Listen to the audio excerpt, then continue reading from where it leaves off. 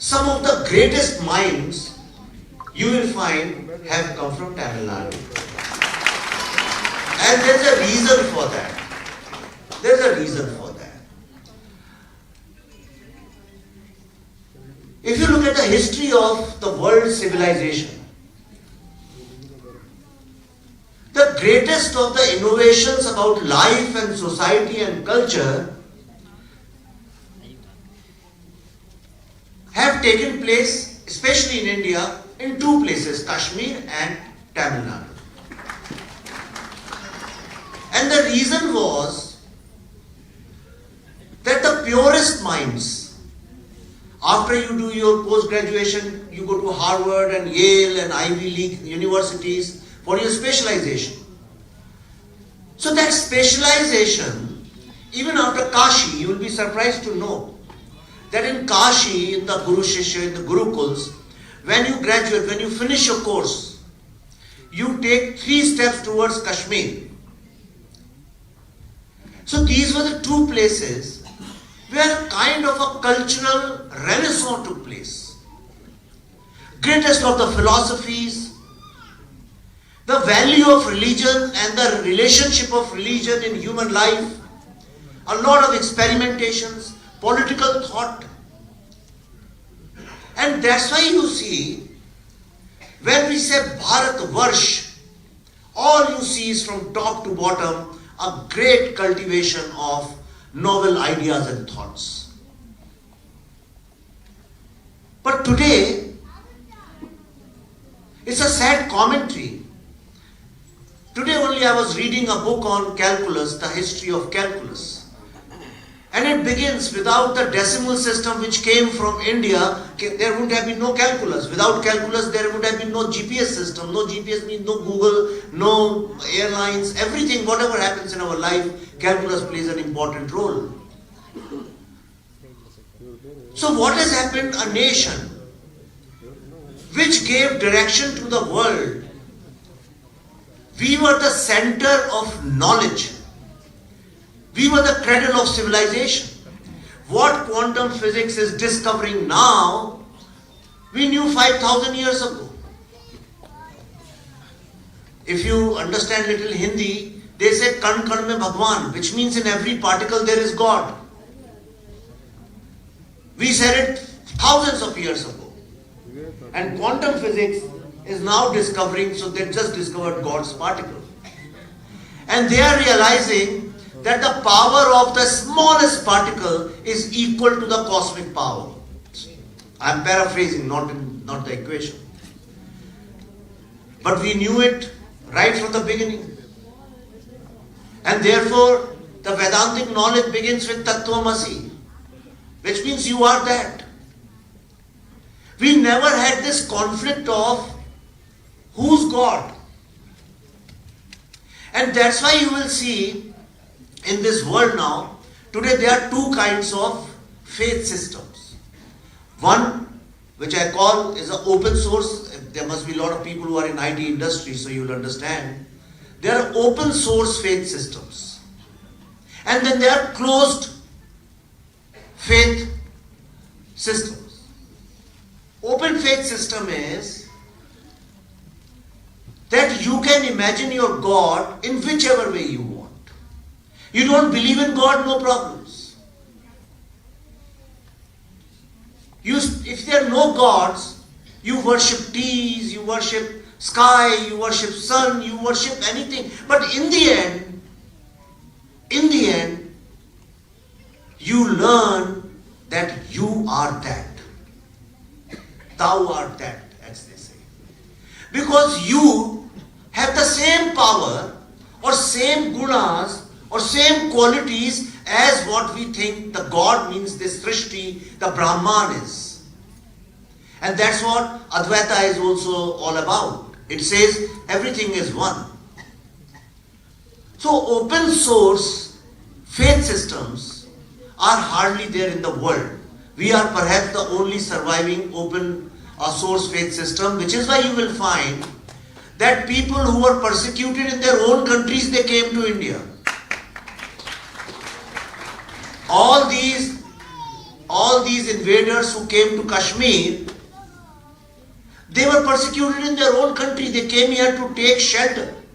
We gave them refuge. It is unfortunate that they deceived us and then they started looting and converting people in Kashmir. Anywhere, I live in Bombay.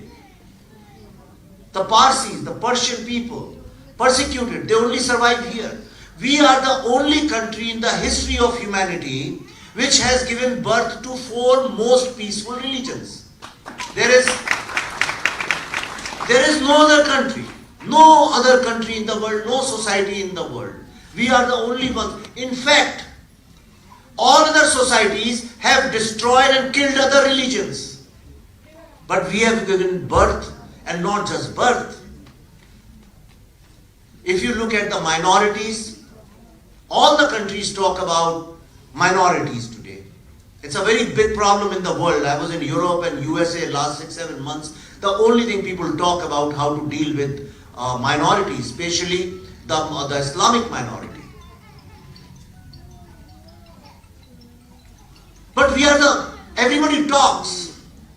It's only in India a new language was invented, and not thousands of years ago, recently, which is Urdu. And today everybody speaks that language without any discrimination. In every part of India you will find there are all kinds of places of worshipping. Everybody is welcome. That is open source faith system. And then there is closed source faith system. Closed source faith system is, I tell you, therefore you believe me. Like lots of, if you are from IT, who has written the code? I don't know. The coder said this is it, so you have to believe it.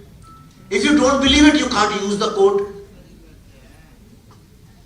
If you say anything against code, we will destroy you. You have seen recently in Udaipur what happened. I hope you guys know, the news must have come here what happened in Udaipur. And that's why you will find in Bharatiya culture there is no word for blasphemy. How can there be blasphemy? If you are God, if you have the same guna, same properties, then how can you do blasphemy against yourself? And that's why, if you have read Shankaracharya, the entire Advaita, that's why it says, what is the purpose of a human being? The purpose is to move from ignorance to knowledge, jnana.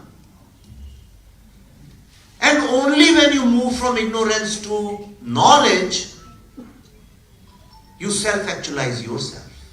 Then only you can understand your relationship in this cosmos. So the only dharma is to move towards jnana, knowledge. And look at what the rest of the world, these closed faith systems, remain only at the level of ignorance. Because if you move towards knowledge, you will start seeking, you will start questioning. And that is not allowed. So this is broadly speaking, this is the conflict of the world, not only of India. Everywhere you go to Germany, you go to England, you go to France, all over the world, this is the problem which everybody is facing. Now in Europe, their problem is closed circuit versus closed circuit. They say my closed circuit is better, not yours. They are Abrahamic conflicts.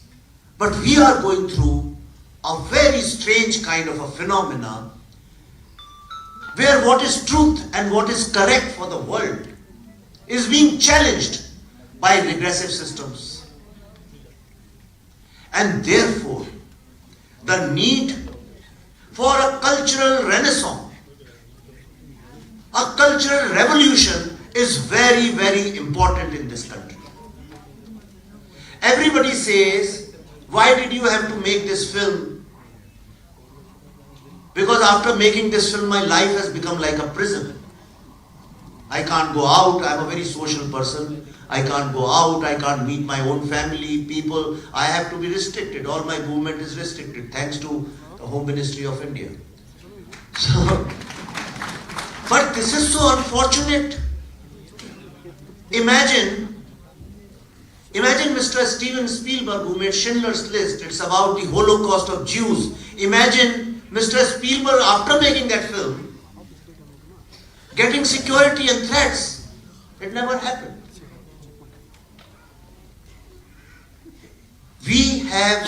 It's because of ignorance.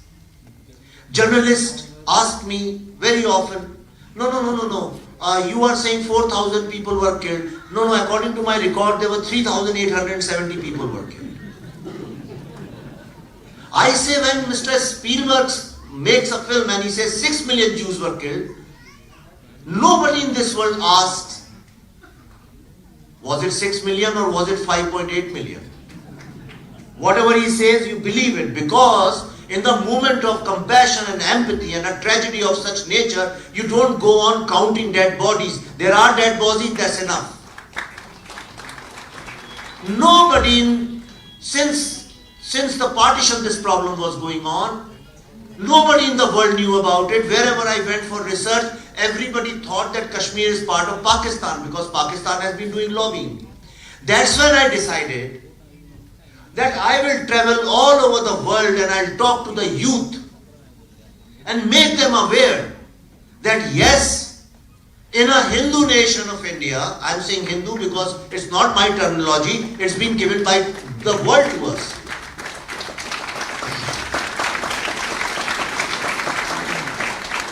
So in the Hindu nation called Bharatvarsh, what the world calls the majority, even the majority is been facing continuous genocide, and I will in next 2 minutes I'll tell you, we are the only people who have suffered the longest continuous genocide which has not stopped till date. Genocide happens at 3 levels. Number 1, physical, where people kill you, rape your mothers, loot you. That's level 1. The second level is religious level. You put one god, somebody will come and put 5 more gods around it, their own. So domination, exerting power, physical power. What happened in Udaipur is an example of that. Beheading is the best example of that. Creating fear, instilling fear. And the third genocide is the cultural genocide. The nation which showed light to the world, which 5,000 years ago understood that we are one. It's like when I say this desk, the source of this desk is the same tree. So there is no difference between the properties of the tree and this desk. Therefore there is oneness. Such evolved philosophy we have given to the world, nobody can even imagine. And today, our own children don't know about it. That is the sign of a cultural genocide. 100 years ago, Khilafat came into India. The first Mopla riots, you know about it. I'm researching a lot because my next film, The Delhi Files, is about that. 100 years ago, it started with with the Mopla genocide. Gandhiji, in his innocence, I don't know, I wasn't born then, so I don't know why, but he gave his full approval, unconditional approval to Khilafat movement. Khilafat doesn't mean opposition. A lot of people think Khilafat means kisi ke khilaf ho jana. No. Khilafat is about the caliphate, Khalifa, which means my allegiance is with my Khalifa who's sitting in Turkey and not with the country. Gandhiji gave it his unconditional approval and support. Ambedkar was against it. Annie Besant was against it. Every single person was against it. But Gandhiji gave it approval, so the entire country had to accept it. Thousands of people were killed. In fact, Annie Besant, one of the greatest people, Annie Besant has written that when the people came there, a 3 or 4 month old child, baby, a girl, little girl, she was sucking her mother's breast, a dead mother. In the well, people were queued up and they were asked to convert. And whoever refused, they were beheaded and thrown into the well. Some people did not die properly, their voices kept coming for 3-4 days. It's a horror story. But it didn't stop there. Then came Calcutta genocide, Direct Action Day. If you have seen the pictures, you will see how dead bodies of Hindus are lying everywhere. Then we have seen Kashmir, in its and bits here and there, we have been seeing it non-stop. We have been going through a major turmoil and conflict. And the only way to stop this conflict is to have 100% allegiance to this open source system which says, I am good, you are good, everybody is good. But above all, we are one. And that oneness is coming from Bharatiya knowledge. I am very proud of Bharat and Bharat's philosophy. And in Tamil Nadu, since I am here, I want to express somebody I was talking to when I was in Chicago, a Tamilian professor. And he was saying, I have lost hope in Tamil Nadu. And out of love, out of concern, out of care, he was saying. He said, what's going wrong with Tamil Nadu? I said, I'll tell you what is going wrong with Tamil Nadu. In last so many decades, Tamil Nadu has not seen a hero. You need heroes. And I am very, very happy that Mr. Dinamalar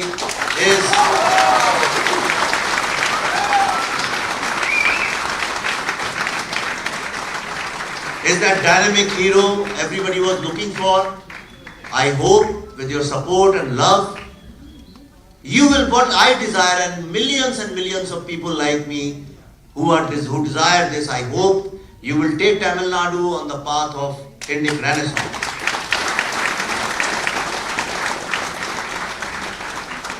So before I end, I want to tell you, when some people ask me, why do you take this risk? Why do you make this film? That your life is under threat and your family is under threat. I said this is just the beginning.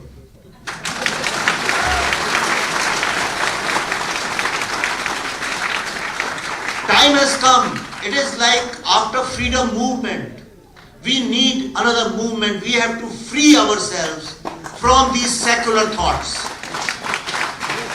This fake secularism, I do not accept, because we are the first people who invented secularism. If that was not the case, tell me why Shankaracharya, the school of Shankaracharya and Buddhists argued for almost 1,000 years.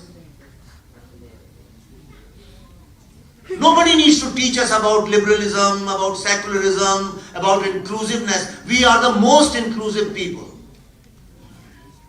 Because look at any family, go to any middle class family, and you'll understand whoever you are, if you come, you'll be welcomed, you'll be included in the family, and sometimes you won't even know what is the relationship. You'll think he's the real brother or real uncle or aunt. Because our DNA is standing on 4 pillars. Number 1 is sacrifice. Today, there is a little heat in Europe and people are dying because they don't know how to adjust to the realities of the nature. But we, look at your own mothers. Just think for 2 seconds. Think deeply. Look at the kind of sacrifice your mothers make. She doesn't eat good food. She won't buy makeup, won't buy expensive sari. She'll sacrifice her entire life in giving values to her children. This is our biggest strength. Our second biggest strength is simplicity. We are simple people. We believe in simplicity. But in this process of cultural genocide, now globalization and westernization is taking that away from us. Let's not forget, modernization and westernization are 2 different things. You can be modern yet simple. And the third thing is the collective feeling of seva. We don't talk about it like USA. We don't say philanthropy, charity. We don't talk so much about it, but we naturally do it. It's our nature. And the last pillar, the last of these 4S is spirituality. Spirituality these days, because there are a lot of high profile people who talk about it in videos and all, people think spirituality is something very difficult. Spirituality is actually the easiest thing. It's your inner dialogue with your environment.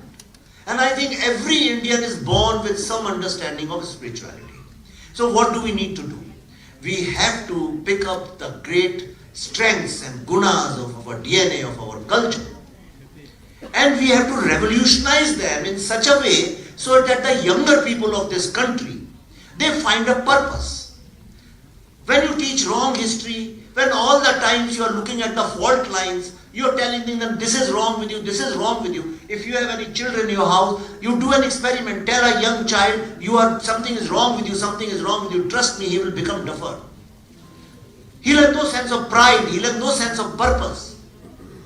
So I said, if with my art, with my movies, with my books, if I can give kind of a purpose, give a kind of pride in our own society and nation, then it will be the purpose of my life. So I have dedicated myself for Indic Renaissance, and in that direction,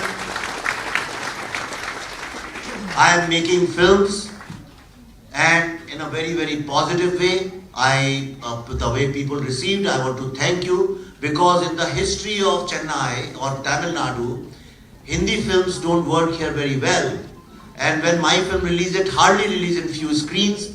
But the great volunteers, wonderful people, I don't even know most of the names. I want to thank everybody in Chennai and Tamil Nadu, because this became the biggest successful Hindi film ever in Tamil Nadu.